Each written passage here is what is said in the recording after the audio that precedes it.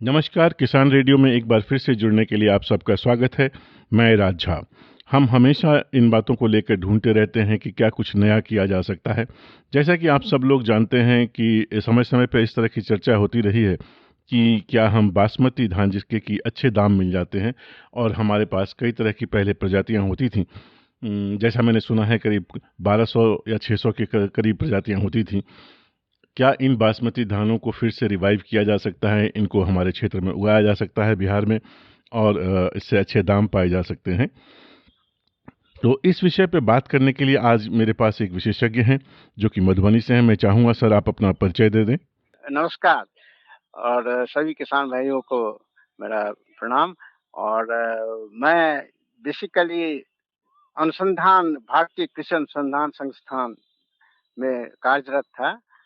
2014 में मैं सेवानिवृत्त होकर के मधुबनी में ही रह रहा हूँ और धान पर विशेष मेरा काम रहा है। उड़ीसा में एक कटक में सेंट्रल राइस इंस्टीट्यूट है, वहाँ पर मैं करीब करीब 25 वर्ष तक काम किया और वहाँ का जो अनुभव है और जो अपना बिहार के मधुबनी क्षेत्र का जो भी समस्या है, उस दोनों को ध्यान में रखते हुए मैं प्रयास कर रहा हूँ कि कैसे धान की उपज अपने क्षेत्र में बढ़ाई जाए। सर आपने अपना नाम नहीं बताया।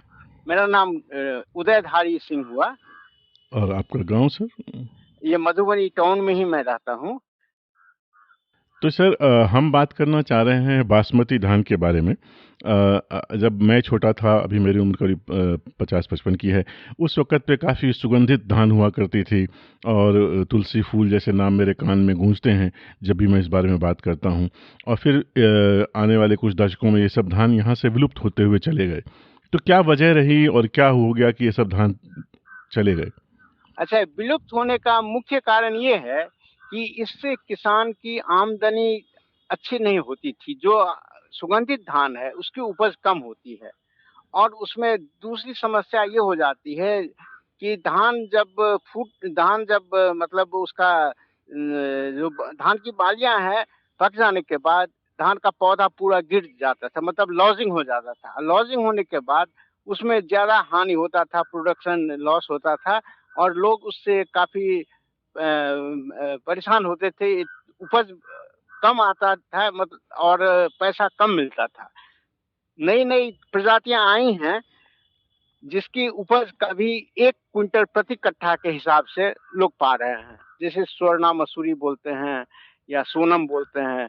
उस सब से वो नीचे वाले खेत में जहां जहां हम लोग क्या करते थे सुगंधित धान, उसका मतलब virtually it has been replaced by the modern high yielding rice varieties.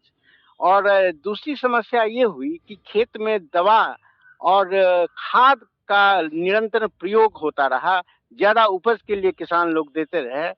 पिछले 20-25 साल में जो पहले हमारे सुगंध होता था धान में, ट्रेडिशनल वेराइटी में, उस सुगंध धीरे धीरे लुप्त होता गया और आज के दिन सुगंधित धान मालभोग हो चाहे आपका ये कतरनी हो, उसको उगाने के बाद भी उस सुगंध नहीं आता है जो पुराने समय में आया करता।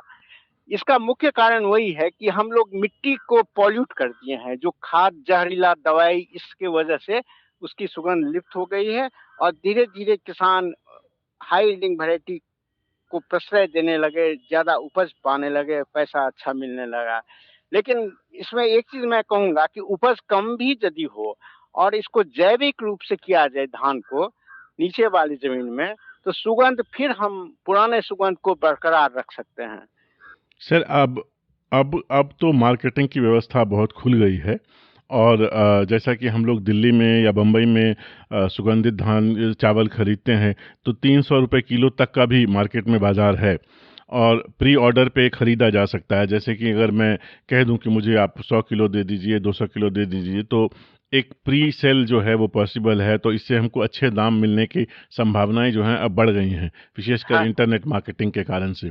तो अब हाँ। बहुत सारे यंगस्टर्स जो हैं वो चाह रहे हैं कि हम वापस पुनः इन धानों को लगाएं, पर समस्या हो जाती है कि इनके न तो बीज मिलते हैं ढंग से, न ही इनको लगाने के तरीके लोगों को मालूम है। तो इस बारे में कुछ?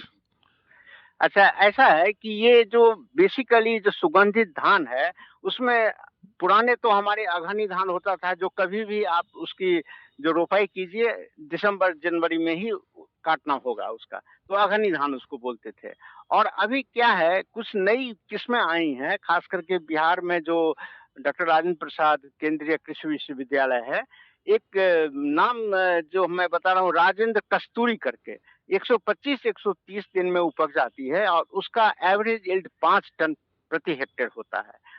और उसके जो ब्लड जो है, मैं ये बता रहा हूँ, धान का जब प्रजनन किया जाता है तो एक अच्छी वैरायटी बाहर से लाते हैं और फिर उसको अपनी ट्रेडिशनल वैरायटी से क्रॉस करते हैं। तो देहरादून बासमती में जो गुण है, उसकी जो सुगंध है, वही सुगंध राजेंद्र कस्तूरी में डाल दिया गया है और पिछले 5-6 साल से बिहार में ये बहुत अच्छा कर रहा है। तो इसका तो बीज ये राजेंद्र पूसा में मिल कस्तूरी, जाता है? हाँ, ये पूसा में बिल्कुल मिल जाता है। इसके बीज जो है ना, बिहार सरकार भी रिकमेंड की है किसान को, यहाँ पर मधुबनी क्षेत्र में लोग लगा रहे हैं। हाई यील्डिंग एरोमेटिक राइस इसको हम कहेंगे। ये ट्रेडिशनल वेराइटी नहीं हुआ, लेकिन इसमें एरोमा बहुत अच्छा होता है और दाम भी इसका जो नॉर्मल चावल जितने में बिकता है उससे 10-15 रुपया ज्यादा ही इसका मिलेगा। तो ये एक ऑप्शन है। दूसरा ऑप्शन एक है, ये तो गोला दाना इसका होता है, थोड़ा लंबा दाना होने से एक राजेंद्र सुहासनी करके वैरायटी है, वो भी बहुत अच्छी वैरायटी है, जिसको जैविक रूप से यदि किया जाए तो सुगंध काफी अच्छा होगा। तो ये 2 ऑप्शन हम बता रहे हैं कि हाई यील्डिंग में।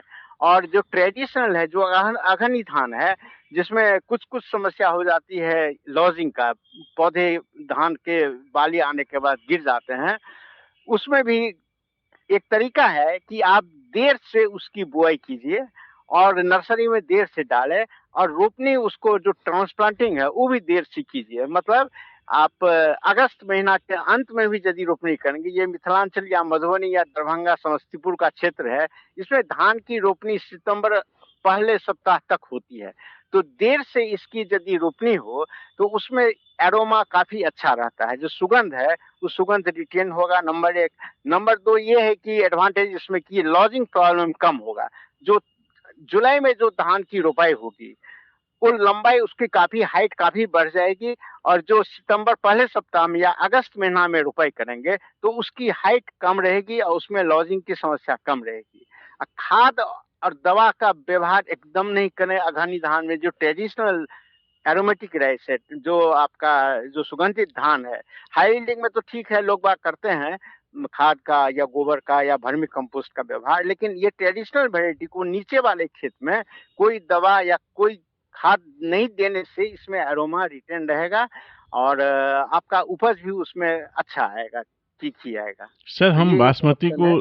हम बासमती को साइज से समझते हैं कि लंबे होते हैं, पतले होते हैं, आकार उनका हाँ, जो होता है, हाँ। तो ये बासमती कैसा होता है? नहीं, ऐसा है ना कि बासमती 2 तरह का है। जो आप लंबे वाले कह रहे हैं, ये आपका बासमती जीआई रीजन में, वेस्टर्न यूपी, हरियाणा, पंजाब में लंबे वाले 1 सेंटीमीटर लंबा चावल उसका दाना होता है, ग्रेन। और ग्रेन को जब कुकिंग करते हैं तो 1.5 सेंटीमीटर हो जाता है, जो एक्सपोर्ट होता है गल्फ कंट्रीज में। और हमारे यहाँ बिहार का जो बासमती है वो पतला होता है, शॉर्ट ग्रेन एरोमेटिक बोलते हैं। दाना पतला होगा लेकिन सुगंध उसमें बहुत बढ़िया सुगंध होता है, एरोमा उससे ज्यादा होगा। जो आपका ट्रेंड जो उधर का वेस्टर्न यूपी का बासमती है उसमें उतना ज्यादा सुगंध नहीं होगा। चावल पतला और लंबा होने की वजह से पुलाव में इसका व्यवहार लोग करते हैं और दाम 100 रुपये किलो, जैसे इंडिया गेट चावल है, काफी महंगा मिलता है। उसी तरह से जो है हमारे बिहार के इसमें एक भागलपुर कतरनी है, जिसका दाना बहुत ही पतला होता है, जैसे सोनम या कतरनी इधर बोलते हैं, और उसकी उपज भी अच्छी होती है, लेकिन वो अघनी धान है। उसको नीचे वाले खेत में और जो कमजोर मिट्टी है, जहां पर कि खाद ज्यादा नहीं दिया गया है, कमजोर मिट्टी वाले खेत में उसको रोपनी करने के बाद उसमें हाइट कम रहेगा और उसका जो लॉजिंग प्रॉब्लम नहीं होगा, जो पौधे गिर जाते हैं वो गिरने वाली समस्या उसमें नहीं होगी। तो ये 2 सजेशन मेरा है कि एरोमेटिक राइस का ट्रेडिशनल जो अघनी धान है उसको देर से रोपाई करें, और जब ठंडा का एक्सपोजर उसमें होगा, जब धान में फूल आते हैं, जब धान का शीश निकलने लगता है, बालियां निकलने लगता है, उस समय में यदि धान का कोल्ड एक्सपोजर हो तो उसमें अरोमा बहुत बढ़िया आएगा। तो आप कह रहे हैं सर कि हम इसको जुलाई के एंड में नर्सरी लगा दें और हाँ, हाँ, अगस्त हाँ, के बिल्कुल। फर्स्ट वीक में इसको हम राइट, ट्रांसप्लांट हाँ, करके लगा अगस्त के दें? फर्स्ट में क्या है, देर से भी करें तो कोई हर्जा नहीं है, लेकिन नीचे वाले खेत में करें, इसको मीडियम लैंड में करना उचित नहीं और होगा। अगर बारिश नहीं होगी तो उसको पानी से थोड़ा सपोर्ट करना होगा? हाँ, हाँ, पानी से सपोर्ट करना होगा और जैविक रूप से करें, कोई खाद वगैरह नहीं दें, यील्ड कम जरूर आएगी। ये पक्का है, लेकिन इसकी एरोमा मेंटेन रहेगी, जो सुगंध है सुगंध बरकरार रहेगी। तो यील्ड कितनी कम हो जाएगी सर? एक यील्ड तो आपका जो हाई यील्डिंग है, जैसे कि आपको मैं बता रहा हूँ मधुबनी के केस में 60 किलो प्रति कट्ठा होता है राजेंद्र कस्तूरी का, जो हाई यील्डिंग रिलीज वैरायटी है बिहार सरकार का।